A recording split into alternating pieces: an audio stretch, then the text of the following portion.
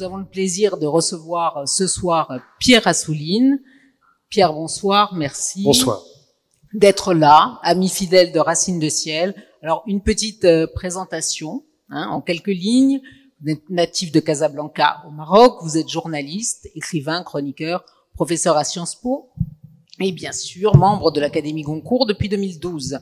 Vous avez publié à ce jour plus d'une trentaine d'ouvrages, parmi lesquels une douzaine de biographies. Plusieurs de vos romans, quasiment tous d'ailleurs, et tous parus chez Gallimard, ont obtenu des prix littéraires. Alors on va pas égrener la liste, on va simplement dire que le dernier, nous vous avions reçu d'ailleurs à cette occasion, intitulé Le Nageur, a obtenu le Grand Prix Sport et Littérature 2023. Depuis 2005, c'est la fin de journée, excusez-moi. Depuis 2005, vous animez le blog littéraire La République des livres, que vous avez créé comme un espace d'expression à la fois critique, libre et interactif. Nous allons évoquer ce soir votre dernier livre, L'Annonce, sorti en début d'année chez Gallimard. À travers le parcours initiatique d'un jeune engagé volontaire et le regard introspectif et rétrospectif d'ailleurs de l'écrivain qu'il est devenu, ce récit met en miroir deux périodes paroxystiques de l'histoire du Proche-Orient à 50 ans d'intervalle. Ce texte, qui mêle le roman intime à la tragédie collective, est aussi une réflexion sur la mémoire et sur le temps qui passe avec la guerre comme catalyseur du destin.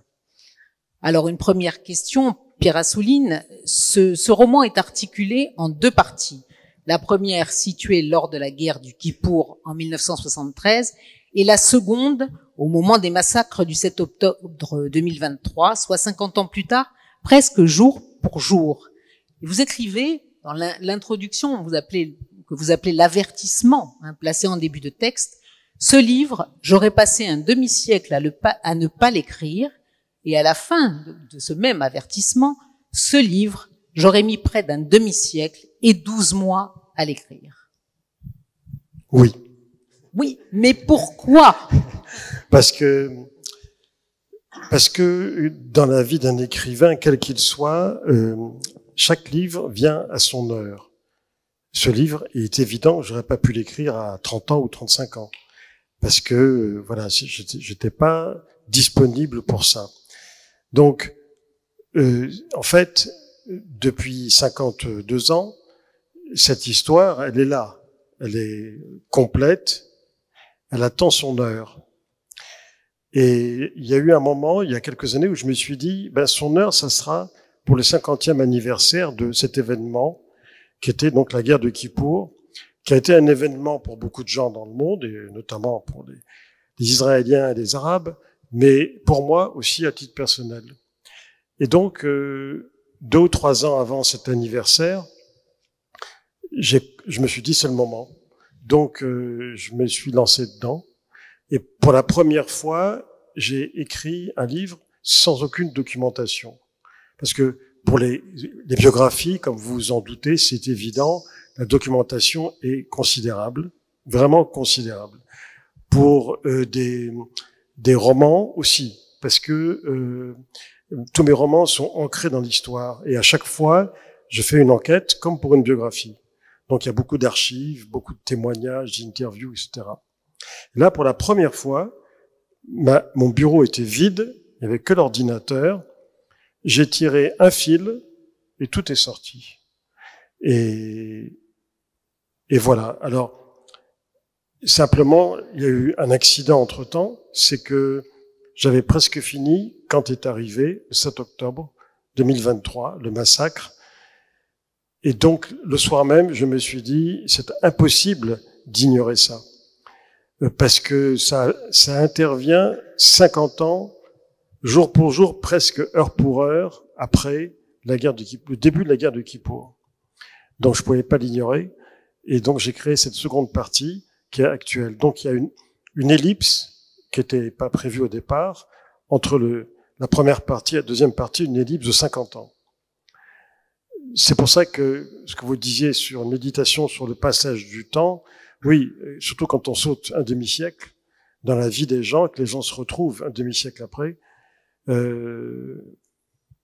voilà. Et donc c'est un livre écrit sans documentation, puisqu'au fond, l'archive, c'était vous-même et votre mémoire. Oui. Alors, est-ce que ce livre est un roman? Je veux dire, je vois bien que c'est écrit sur la couverture roman, mais est-ce que c'est un roman? Alors c'est un roman. Derrière, on reste dans le thème. Faut pas oublier. Pourquoi j'ai écrit roman? D'une part parce que, bon, d'abord, littérairement, ça se veut un roman. Il y a des dialogues, des descriptions, des personnages, etc. Mais surtout, la deuxième partie, qui est autour de, donc en 2023-24, autour des retrouvailles entre les deux personnages principaux, Raphaël et Esther, donc le narrateur qui est français, Esther qui est israélienne.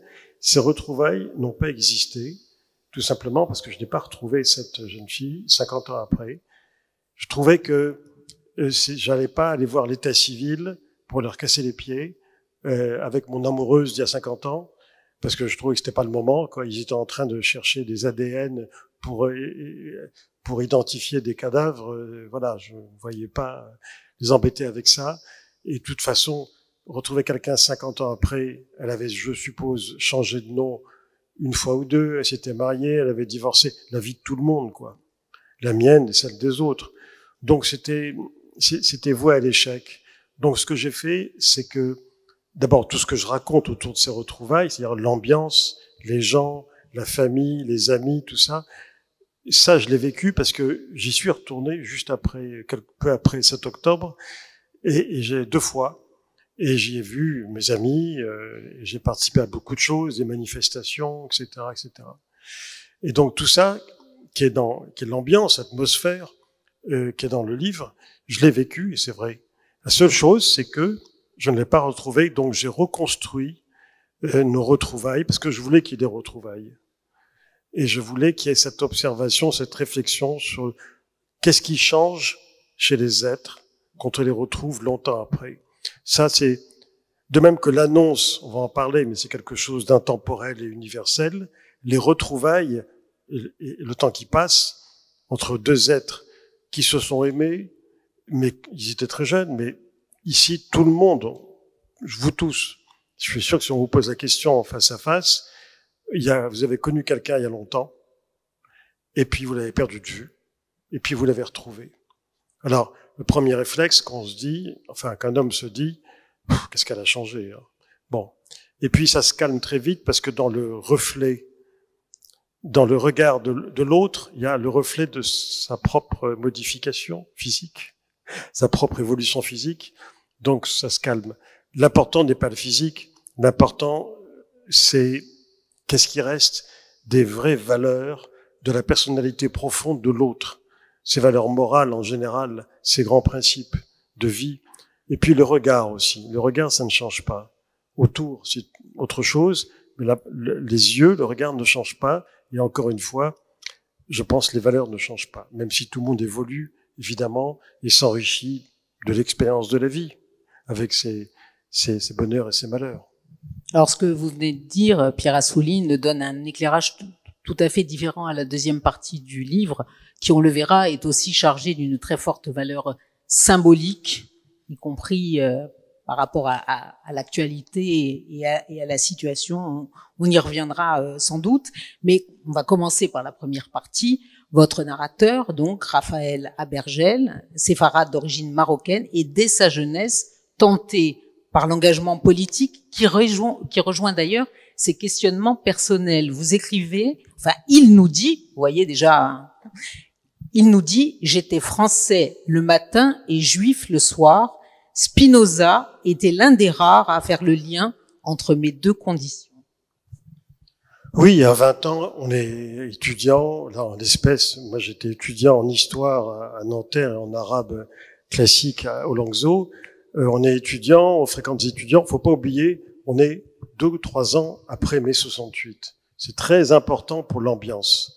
Dans toutes les facs, hein, partout, dans toute la France, l'onde de choc de mai 68, l'empreinte, elle était là très forte. Ça se traduisait dans mon lycée, qui est le plus grand lycée de France, par une politisation extrême. Il n'y avait pas un mur du lycée où il n'y avait pas des affiches collées pour tous les partis politiques, tous, même les plus petits, les plus grands. Il n'y avait pas un jour sans qu'à la sortie du lycée, il y ait des distributions de tracts, avec parfois, de manière un peu musclée parfois. Donc c'était ça l'ambiance. Hein. Aujourd'hui, il n'y a plus rien. Je suis allé il n'y a pas longtemps dans ce lycée, parce que c'était aussi le lycée d'Alfred Nakache, le nageur. Je fais une conférence là-bas. C'est une caserne. Il n'y a rien. Les murs sont vides, c'est triste. Mais à l'époque, il y avait une ambiance du tonnerre. Mais c'est vrai que c'était spécial. Donc, quand on vient de ça, qu'on est militant politique, quel que soit l'engagement politique, c'est pas que ce soit gauche ou droite, parti communiste ou autre, parce qu'à l'époque le parti était très important. Ce qui compte, c'est l'engagement. Et dans l'engagement, il y a une effervescence intellectuelle, culturelle, une curiosité, un bouillonnement qu'on ne trouve pas par la suite. C'est-à-dire que l'engagement politique vous force à lire bien davantage que les autres, à chercher bien davantage. Et donc, c'est pour ça que Spinoza, etc. Je faisais de la philo parallèlement parce que ça m'intéressait. Et bon, je crois avec le recul que je n'ai jamais autant lu qu'à cette époque. Pourtant, aujourd'hui, je fais que ça. Hein. Mais à l'époque, quand j'y repense, c'était formidable parce que j'allais à des cours au Collège de France à mes heures perdues, écouter des maîtres, par exemple de l'islamologie, Jacques Berck. J'allais, par exemple, à la sortie dans un petit cinéma de quartier latin, à la sortie du film Moi, Pierre Rivière, ayant égorgé ma sœur, mon frère, etc. Et je me souviens que la salle était bourrée que d'étudiants et que je faisais partie de ceux qui étaient assis par terre. Et parce qu'on pouvait s'asseoir par terre, on fumait, enfin bon, c'était vraiment une ambiance. Et alors il y a eu le film, et après il y a eu un débat.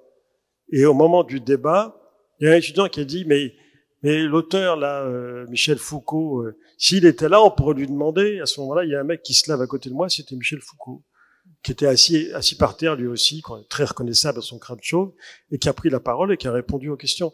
Ça a disparu. Cette espèce ou une sorte d'insouciance et de facilité de participer au débat d'idées. Le débat d'idées, il avait lieu sur place. Aujourd'hui, le débat d'idées, il s'est transporté sur les réseaux sociaux. Mais à l'époque, c'était sur place et un peu partout. Alors, moi, en lisant ce livre, je me suis dit que, au-delà même de l'histoire d'amour qui est très forte et très belle, on y reviendra parce que ce visage Esther, elle symbolise aussi quelque chose dans le récit. On ne sait pas très bien si c'est à travers elle, au fond, que vous adhérez à Israël, si elle est un des visages d'Israël. Mais il me semble qu'au fond, c'est un livre qui tente de restituer. Donc, on est en 1973. C'est une époque où Israël est encore un pays très jeune. 25 ans. 25 ans. 25 ans. Israël a 25 ans. Donc, je me souviens, c'est une période que j'ai connue aussi à la même période, au même moment. Et le rêve israélien était encore était encore très proche, et c'est un rêve qui était encore à cette époque socialiste. C'était le Parti travailliste qui était depuis longtemps au pouvoir. Et le livre, au fond, j'ai l'impression que il a aussi un objet, c'est d'essayer de restituer et de redire, de rappeler peut-être ce qu'est Israël au départ. Oui, mais ça, c'est inévitablement, puisque ce que je raconte se passe en 73. Ouais. Et donc, donc le but, c'est pas d'écrire un livre pour rappeler ce qu'a été Israël, mais tu le publies aujourd'hui. C'est-à-dire à une époque où l'image d'Israël est assez altérée. C'est-à-dire que, pour dire les choses clairement, en 73, sioniste n'était pas une insulte. Oui. C'est devenu aujourd'hui une insulte qui permet de dire beaucoup de choses, de critiquer beaucoup de choses, d'amalgamer l'existence d'Israël, qu'est le sionisme, avec la personnalité de son Premier ministre, avec son cabinet de guerre, avec beaucoup de choses, alors que ce sont des choses, si on veut bien les voir comme ça, distinctes. Oui. On n'est pas obligé de les amalgamer, parce qu'il y a des invariants, et puis il y a un gouvernement dont j'espère qu'il ne fait que passer, même si ça dure un peu trop, ce qui est le cas dans tous les pays du monde. Oui. Les gouvernements ne font que passer. Ce qui reste, ce sont les peuples, les structures et les États. Mais là, dans votre livre, comment dire, Israël est encore dans un état de fraîcheur, au fond. Ben oui, 25 ans, forcément. Et puis, c'est encore dans l'idéal de ceux qui l'ont créé. Ben Gurion, Golda Meir sont des gens qui ont créé Israël et d'autres. Ben Gurion est mort en novembre 73, donc quand j'y étais. Et l'université Ben Gurion est née à ce moment-là et dans le Negev. Donc ce sont des choses aujourd'hui qui relèvent de l'histoire. On peut pas les regarder aujourd'hui comme on les regardait en ce temps-là. Alors donc, le narrateur, Raphaël, part comme engagé volontaire. À la fin du livre, vous donnez d'ailleurs un chiffre édifiant. Vous dites qu'il n'y a eu que 170 engagés volontaires sur 600 000 Français. Français, bien sûr. Oui, des Français. Français, oui, c'est un chiffre ridicule. C'est un chiffre ridicule et c'est surtout ridicule par rapport aux autres pays, parce que les pays partout dans le monde, des gens se sont portés volontaires, dont mon cher Léonard Cohen, qui est en couverture. Oui, dont nous allons aussi. parler. Et proportionnellement au nombre de juifs dans chacun de ces pays, la France, c'est celui qui a été le plus faible. Bon, moi, c'est quelque chose que je tenais à dire et à mettre parce que c'est pas connu, et puis parce que ça remet des choses à leur place un peu, voilà. Alors, vous arrivez en pleine guerre, on le rappelle, à l'aéroport de Lod, et vous avez cette formule très, très significative, c'était comme si je quittais le réel pour pénétrer dans le vrai. Le réel et le vrai, c'est toute la distinction entre ce qui est marqué derrière. Moi, j'ai toujours tenu que le document, l'histoire, la biographie, tout ça, c'est le terrain de l'exactitude. Les historiens, leurs matériaux, c'est les archives. Ils travaillent dans l'exactitude. Le terrain du romancier, donc de la fiction, c'est la vérité. Les deux se complètent.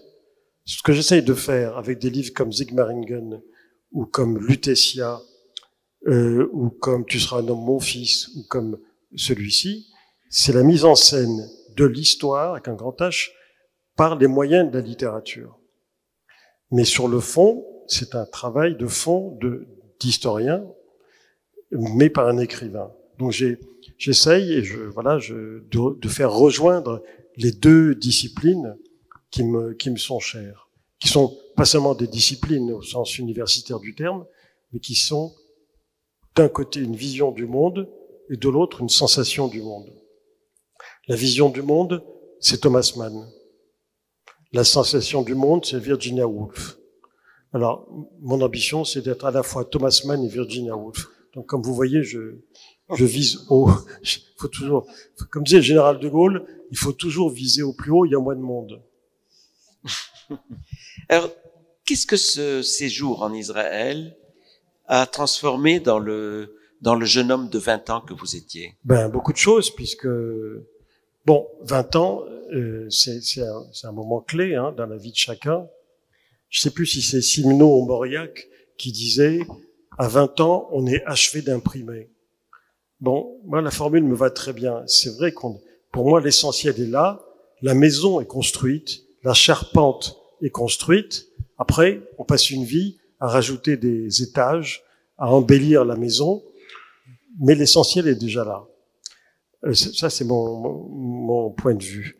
Donc, évidemment, j'étais fait à 20 ans. Et cette expérience de 1973 m'a constitué, autant que mes lectures de l'époque, qui ont été très importantes, puisque c'est quand même une époque où je lisais beaucoup de philosophie. Donc Herbert Marcuse, à l'époque, c'était quelqu'un, aujourd'hui complètement oublié, mais qui se souvient de Marcuse, de l'homme unidimensionnel, et d'autres livres comme celui-ci, et puis Freud, etc.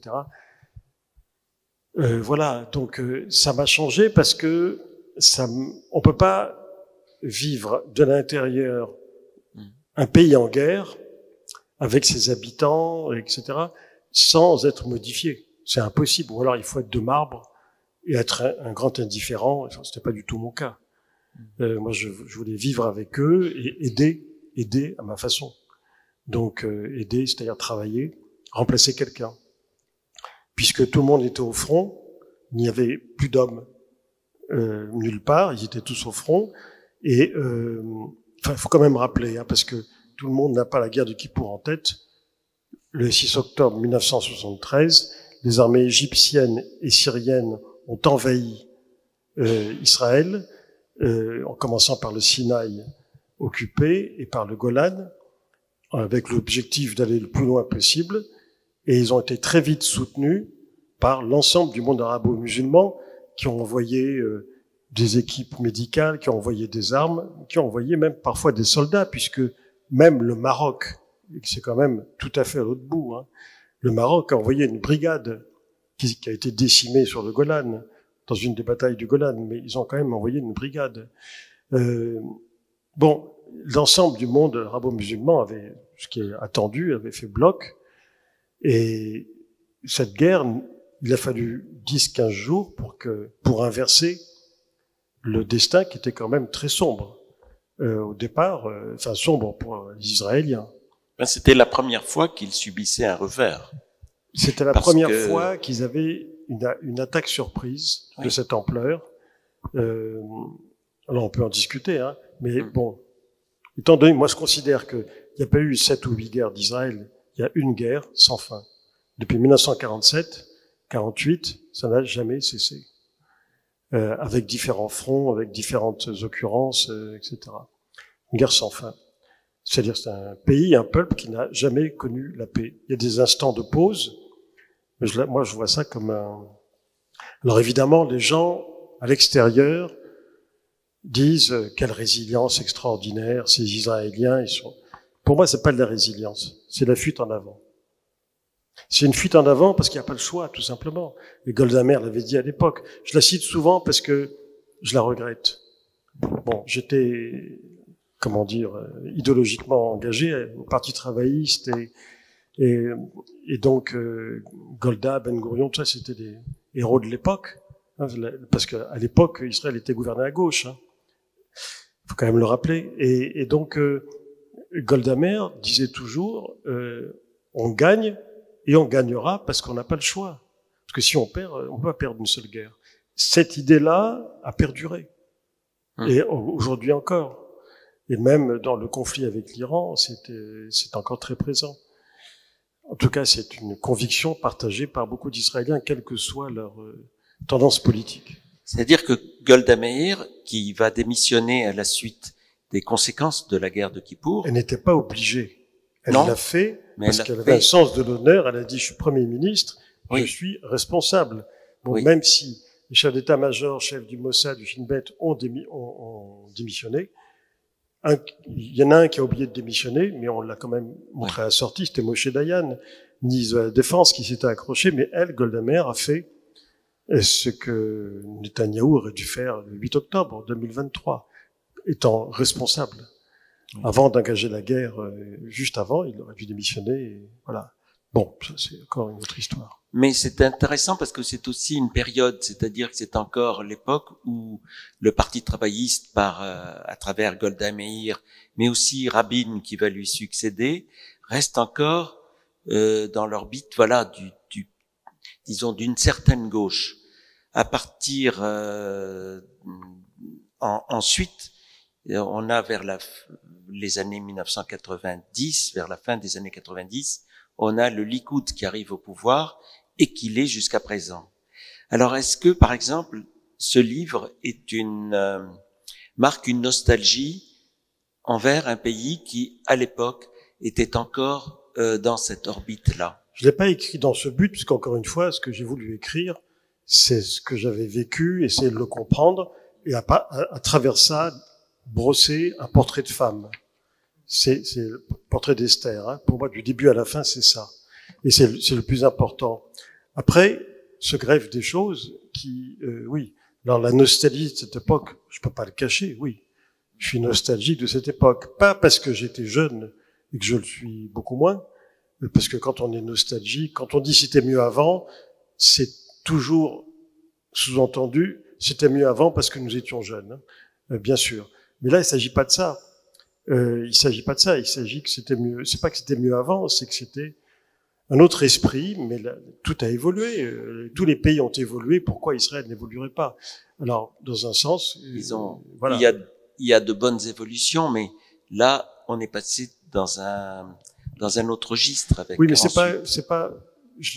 c'est même pas un livre politique pour moi. Là, on parle politique et j'en parle. Oui, oui. Et j'en parle, mais c'est pour moi la dimension humaine, le facteur humain est plus important que le facteur politique. C'est pour ça que vous mettez Leonard Cohen. Voilà, Leonard Cohen au milieu des soldats. Oui, c'est le fil rouge. Oui. Mais c'est un fil d'Ariane plutôt, qui est assez invisible, même si je le fais. Et justement, en dépit du contexte, de la gravité du contexte, il y a énormément d'humour dans votre livre. D'abord, vous êtes affecté à la surveillance des dindons. Donc déjà, il y a cet épisode rocambolesque et très amusant. Et puis surtout, au sujet justement du fil rouge, Leonard Cohen, ce qui est assez troublant et très drôle dans le livre, c'est que lorsqu'il va chanter, il est allé spontanément, il va chanter sur le front, etc. Mais en fait, les gens localement sont un petit peu déçus. Parce qu'il n'est pas si connu que ça à l'époque. Voilà. Il a 38 ans. Hein. Voilà. Et puis, ils attendent les stars nationales. En fait, sur la photo, mais seuls les Israéliens le savent, il y a derrière Léonard, parce que Léonard Cohen, il était dans son île en Grèce, et dépressif au dernier degré, comme d'habitude. Il avait 38 ans. Il a entendu que Israël était attaqué, il a foncé. Je sais pas comment il a réussi à avoir un billet d'avion, parce qu'il n'y avait pas d'avion, c'est comme maintenant. Donc nous aussi on s'est débrouillé, etc. Et là-bas, il a demandé c'est où le front, il a dit loue une bagnole, tu vas là-bas, c'est dans le sud. Il est allé, il était dans le Sinaï, alors que les journalistes avaient du mal à y aller.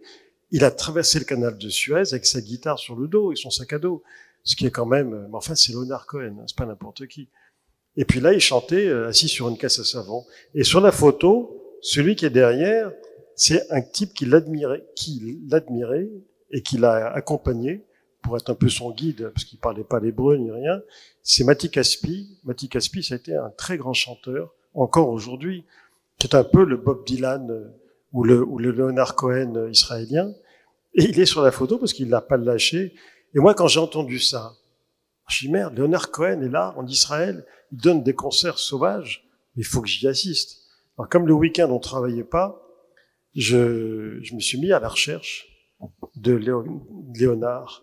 Et je demandais partout, sur les plages, quand j'allais à la plage le dimanche ou le samedi. Chercher un Cohen en Israël, c'est...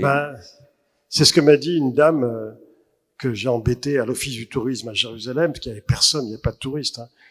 Elle n'a pas levé la tête. Je lui dis, madame, excusez-moi, vous voulez pas m'aider? Je cherche quelqu'un. Elle dit, oh, je sais pas. Je dis, non, mais écoutez, je cherche un chanteur canadien très connu, connais pas. Je dis, non, mais Leonard Cohen, connais pas. Je dis, écoutez, si vous voulez, je peux vous chanter une chanson ou deux. Elle me dit, surtout pas. Bon, je dis, écoutez, il s'appelle Leonard Cohen, vous pouvez pas m'aider? Et puis, elle se lève. Et elle me dit, vous vous foutez de moi? Vous voulez que je vous aide à chercher un Cohen en Israël? Mais sortez dans la rue. Et vous en trouverez autant que vous voulez. Bref, je l'ai jamais trouvé. Je l'ai jamais trouvé parce qu'au bout de 15 jours, il est rentré en Grèce. Et voilà. Mais ça a été pour moi important parce que, puis il y a une chanson ou deux qui lui ont été inspirées par la situation, par le pays et par la guerre.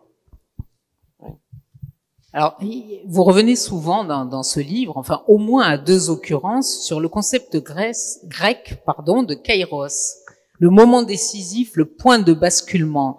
Et pour le narrateur, justement, c'est le moment où il décide d'aller en permission à Jérusalem. Il arrive dans un café où il y a des livres évidemment, et puis des tables d'échecs. Alors on sait que les échecs sont récurrents dans vos livres, Golem, le paquebot, etc. Et là, ce moment des échecs, c'est le moment où arrive Esther.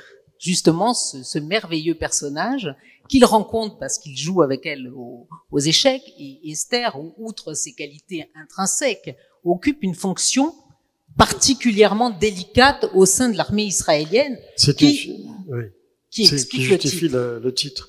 C'est une fille qui a 20 ans, qui est au bureau psychologique de l'armée. Il y a un bureau psychologique dans toutes les armées du monde, et dans toutes les armées, dans tous les bureaux, il y a quelqu'un qui est chargé de l'annonce, d'annoncer la mort d'un père, d'un fils, au combat, au front. Je ne sais pas si vous avez vu, sûrement, Il faut sauver le soldat Ryan, au début de Spielberg. Au début du film, il y a une scène, une séquence qui m'a beaucoup impressionné. C'est vraiment les 10 premières minutes, hein. On voit une femme, la caméra est dans son dos, on voit pas son visage. Elle est en train de faire sa vaisselle dans une maison isolée en plein champ. Et elle nettoie les assiettes comme ça, et puis à travers la fenêtre, en second plan, on voit arriver une voiture. C'est un peu incongru, une voiture à ce moment-là. Alors elle est intriguée, elle ralentit et puis la voiture s'arrête devant chez elle, elle arrête de faire sa vaisselle, et elle ouvre la porte, et quand elle voit sortir de la voiture un prêtre et un officier, elle a compris qu'on va lui annoncer la mort d'un de ses fils au débarquement en Normandie. Ce qu'elle ne sait pas encore, mais nous on le sait déjà, c'est qu'on va lui annoncer la mort de 3 de ses fils. Elle en a 4, et le 4e, c'est celui qu'il faut sauver. Et donc, ça c'est l'annonce déjà, mais l'annonce on la trouve partout.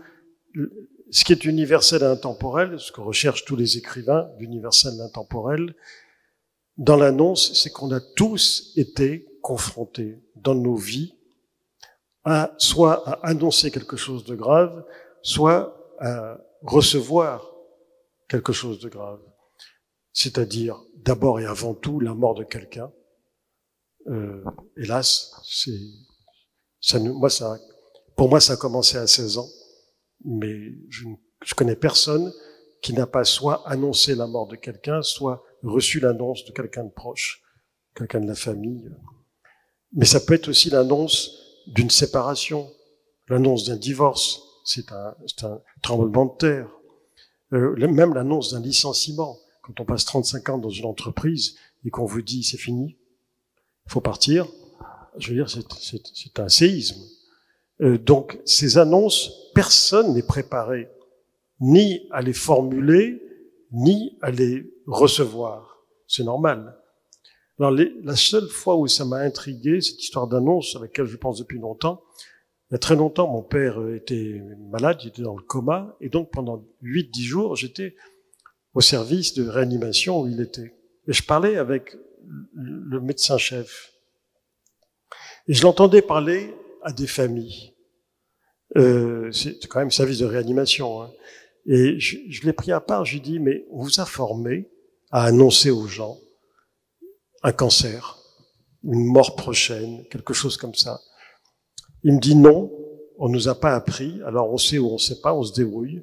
Et il me dit, je connais des collègues qui sont vraiment en dessous de tout et qui balancent ça avec une nonchalance, une désinvolture qui sont insupportables. Il me dit, d'autres prennent des formes. Il me dit, mais ce que je sais, c'est que depuis quelques années, les jeunes internes, on leur apprend à parler. Après, est-ce que c'est suivi des faits ou pas? Mais il y a eu quand même une prise de conscience. Et donc elle, Esther, elle a 20 ans, elle veut être psychologue, donc elle est au bureau psychologique, et elle est dans un binôme. Le protocole dans l'armée israélienne n'a pas changé depuis 75 ans.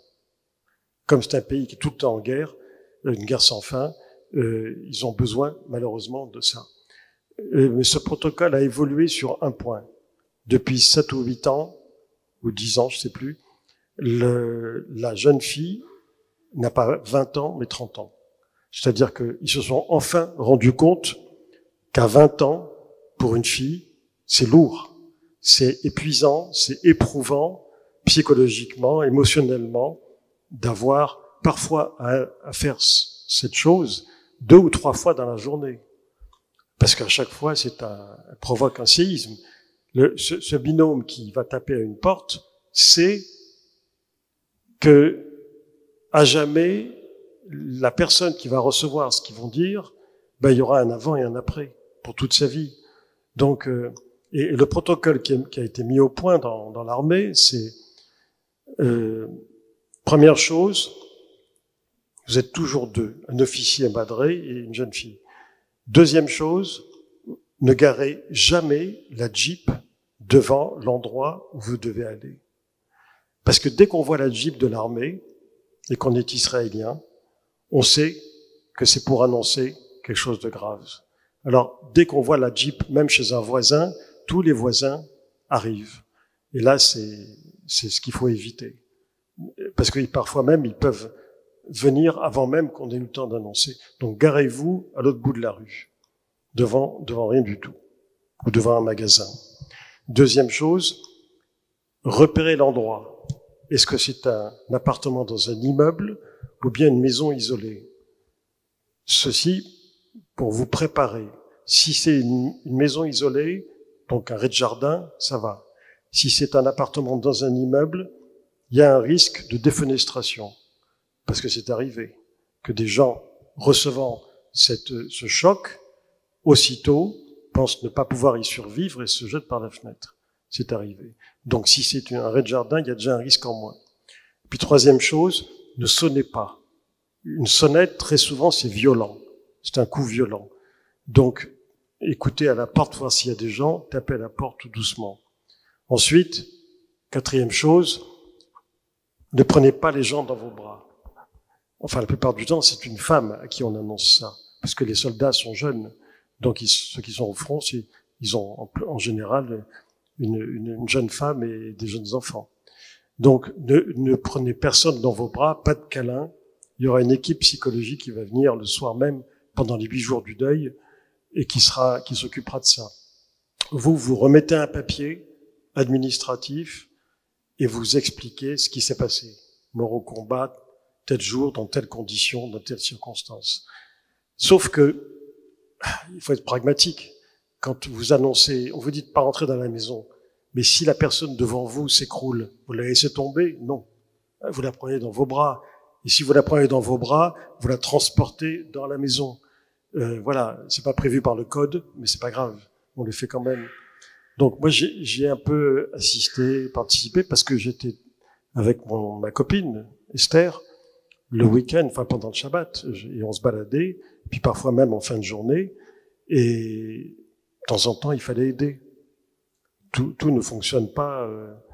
Et là c'est intéressant parce que vous avez on voit à la façon dont les gens réagissent, notamment des femmes, à quel point les différences de culture par rapport à la mort jouent.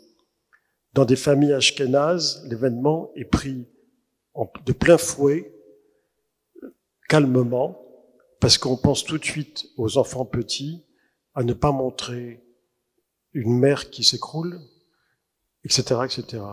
Chez les séfarades, ce qui est plus oriental, c'est tout de suite,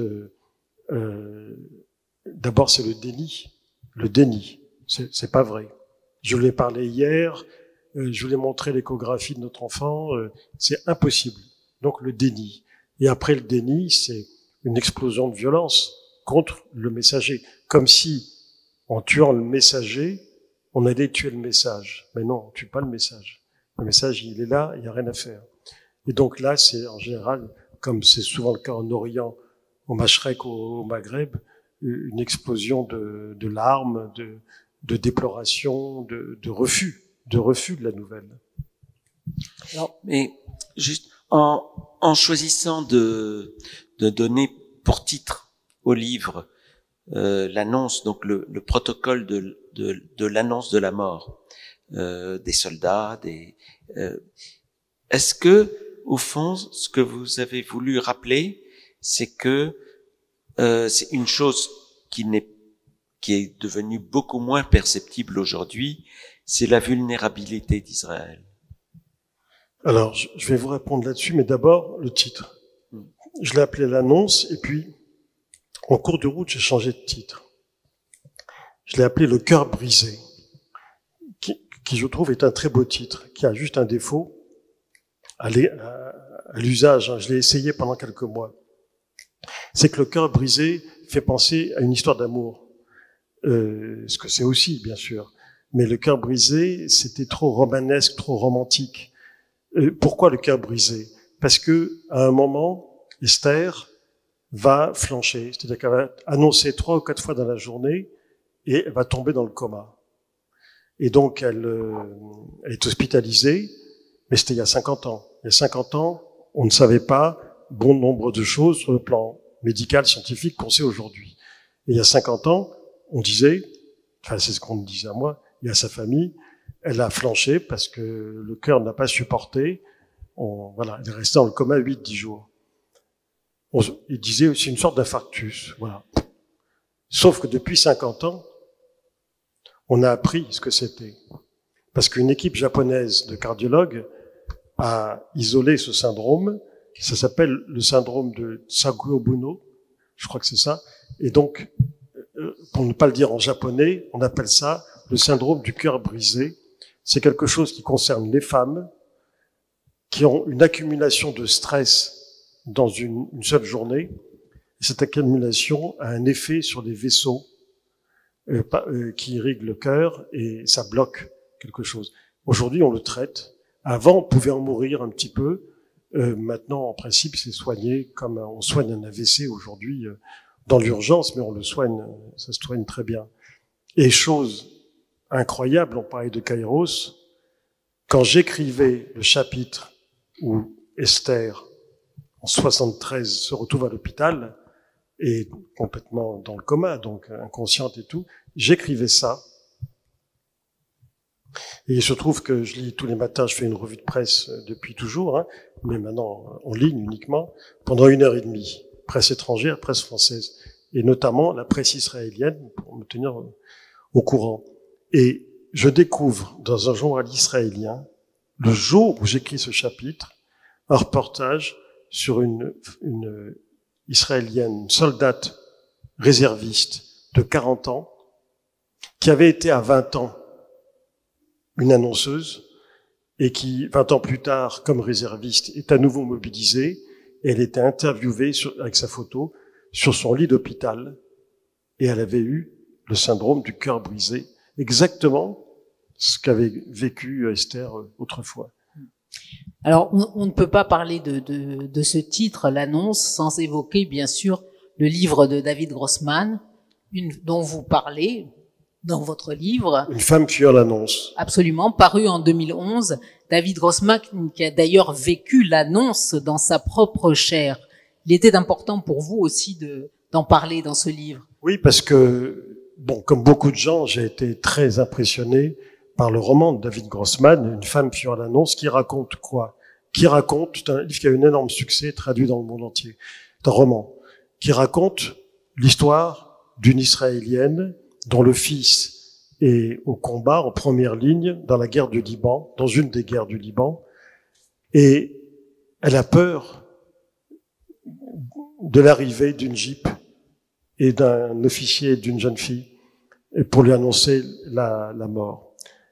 Et comme elle anticipe ce moment, le seul moyen qu'elle a trouvé pour défier ce moment insupportable, c'est de partir. Elle est divorcée, elle appelle un de ses amis d'enfance, un amour de jeunesse, et lui dit, viens, on va faire le Shvil. Le Shvil, c'est le sentier national israélien qui va du Golan presque au Sinaï, et qui est un sentier de randonnée que beaucoup de gens font en randonnée. Et elle lui dit, on va faire le Shvil, on va partir, comme ça on ne sera pas joignable, et je n'aurai pas la mauvaise nouvelle. Elle anticipe ce moment parce qu'elle veut pas être chez elle. Parce que si on n'est pas chez soi, on n'a pas la nouvelle. Il faut être chez soi. C'est pas une lettre, c'est pas un télégramme qu'on envoie comme ça. Non, il faut le remettre en main propre. Alors c'est ça son roman. Le discours que David Grossman a fait le jour de l'enterrement de son fils, parce que son fils, qui avait 21 ans, je crois, était commandant de char à la frontière libanaise. C'est le dernier tué juste avant de cesser le feu. Évidemment, Grossman a été effondré. Il a fait un discours terrible aux obsèques, terrible. Et il a eu alors je je résume le discours, mais il a eu cette phrase dans ce discours que je trouve inoubliable, très simple. Notre famille a perdu la guerre. Notre famille a perdu la guerre. Et ça, c'est là qu'on voit l'écrivain aussi. C'est le père, mais c'est l'écrivain. Parce que c'est l'art de condenser en 3 mots une situation. Donc, si vous voulez, la mort, elle est partout dans ce livre. Et en même temps, il y a aussi, vous dites l'humour, merci, mais aussi les situations où tout le monde rit.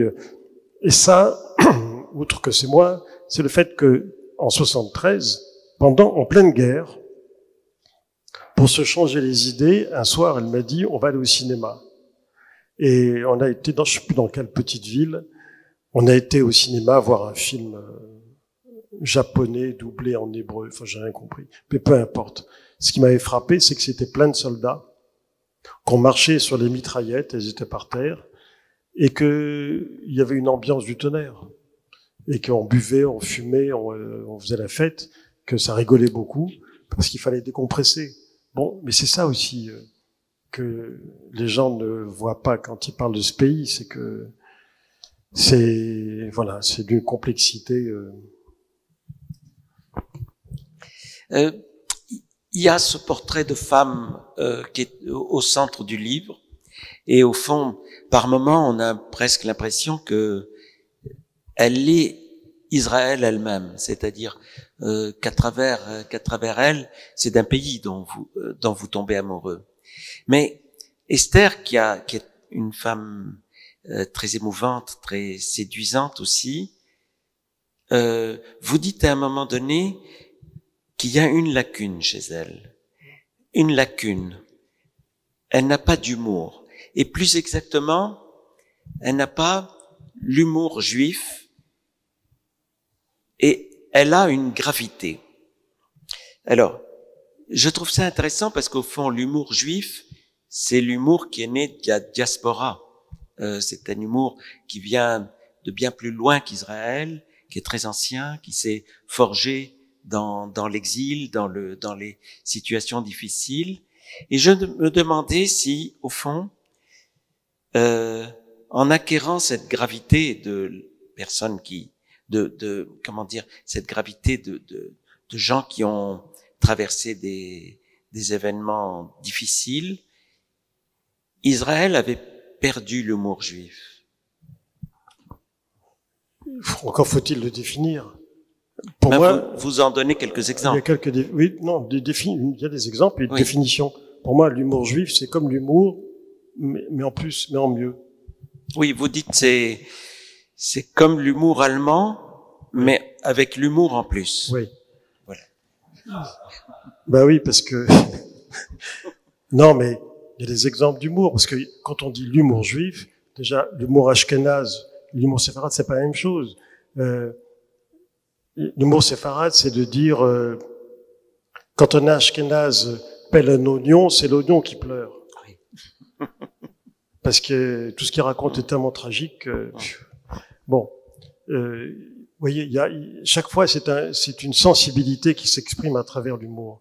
Donc il n'y a pas un bloc d'humour. Non, la réflexion par rapport à Esther, d'abord c'est qu'elle comprend pas du tout l'humour des jeunes Français, parce que à un moment je l'ai présenté à mes amis qui étaient volontaires avec moi et français donc, et on faisait des blagues, elle restait complètement étrangère. Elle parlait bien le français puisque elle vient d'une famille très très modeste de juifs marocains qui ont immigré au moment de la création de l'État d'Israël.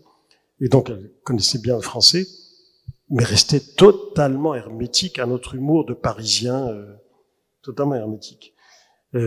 Donc, il s'est fabriqué en diaspora une culture qui est parfois étrangère aux oreilles des Israéliens.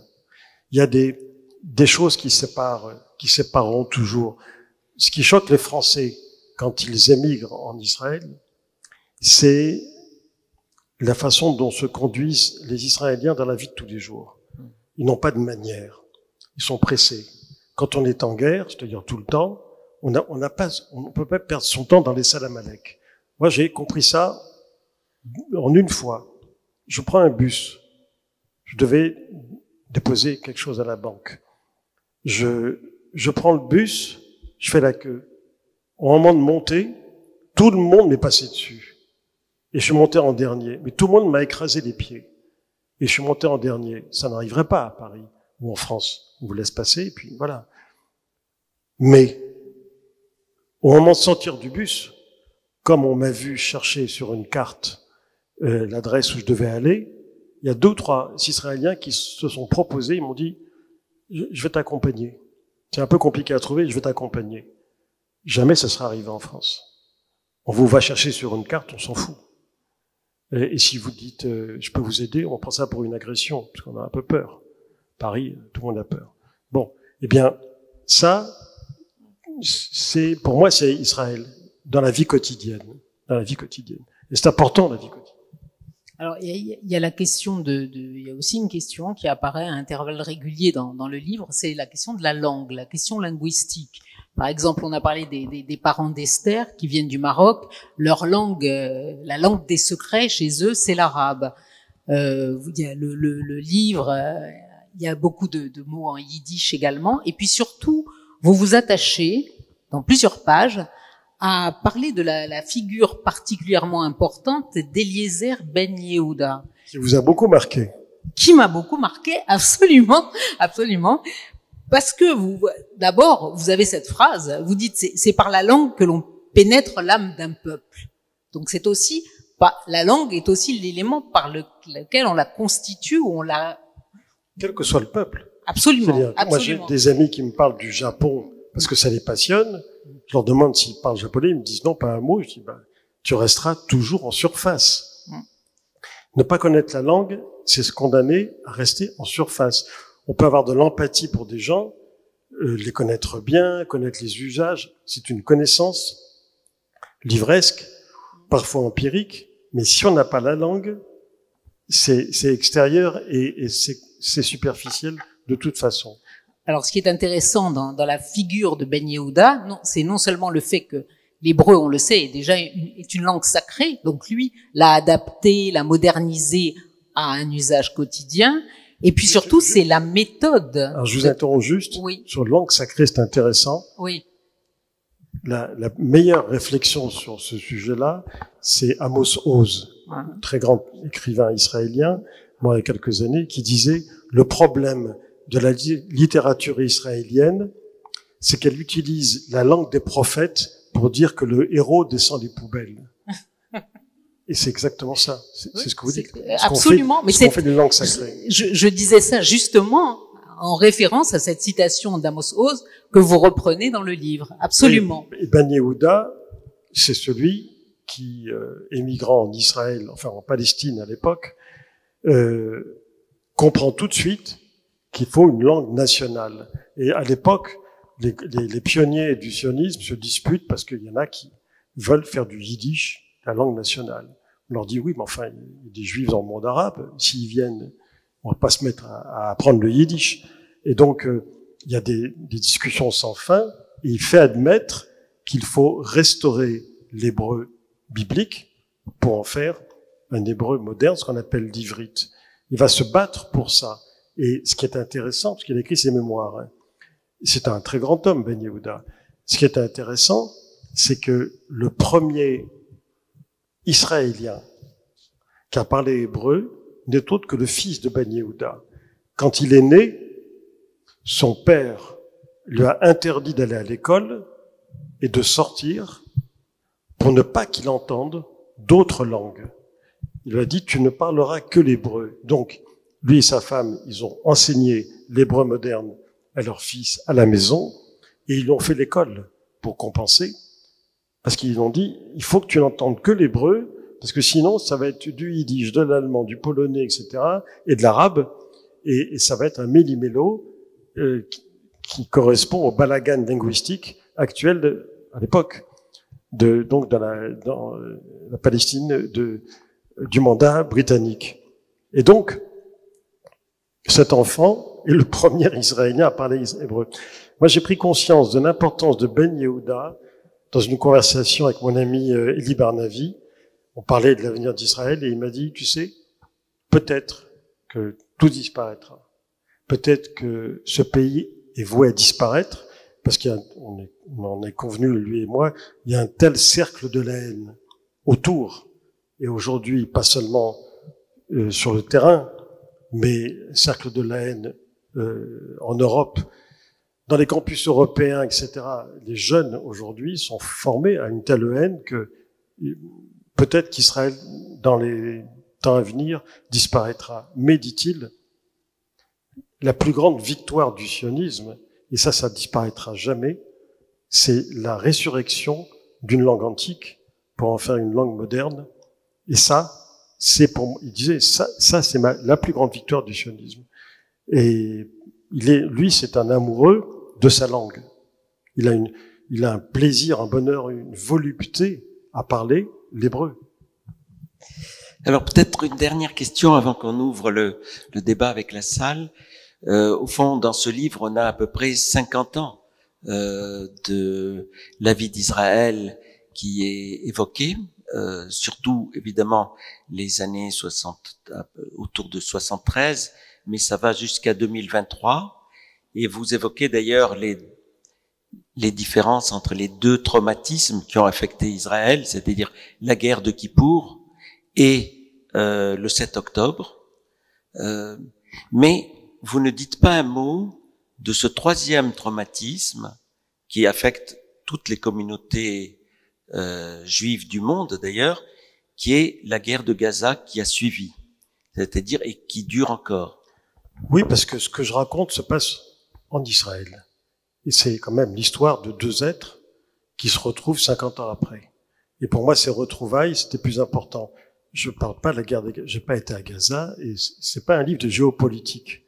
Il y a un autre livre à écrire, éventuellement là-dessus, par d'autres, et qui le feront beaucoup mieux que moi, mais je ne voulais pas. On parle, il est question de la guerre de Gaza, bien sûr. Oui, parce vous parlez du 7 octobre. Du 7 octobre, on en parle. Mais je n'ai pas voulu faire un livre d'actualité, et dans les conversations sur le 7 octobre, bien sûr, il y a le traumatisme, il y a tout ce qu'on veut, mais il n'y a pas l'actualité parce qu'elle est mouvante, et que quand on écrit un roman, tout écrivain qui écrit un roman veut s'inscrire dans la durée. C'était plus important pour moi de mettre en scène les retrouvailles. J'avais en tête le bal de tête à la fin de La recherche du temps perdu, des retours de fantômes finalement. Puis 50 ans, c'est long, hein. Même si on a commencé jeune, 50 ans après. Et ça, pour moi, c'est le plus important. Voir ce qui a changé chez des êtres, ce qui est resté intact. La guerre, c'est une guerre de plus. C'est une guerre de plus telle qu'elle s'est déroulée. Maintenant, elle vient encore de changer de visage, même s'il y a des choses qui continuent. Donc, pour moi, c'était pas ça le plus important. Et encore une fois, ça, non seulement existe, mais il mérite d'autres livres. Et c'est l'actualité. Merci beaucoup, Pierre Assouline. Merci, Albert. Nous allons peut-être laisser la parole à la salle pour d'éventuelles questions. Alexandra. Bon, rassurez-vous, je n'ai pas de questions sur Israël parce que ça nous entraînerait beaucoup trop loin. Non, j'ai deux questions, plutôt sur le romanesque, parce que j'ai été happée par le romanesque de votre roman, ce qui est assez paradoxal puisque c'est une histoire vraie. Il y a deux questions. Premièrement, est-ce que vous avez dit que vous écriviez vous avez écrit sans archives, sans documentation.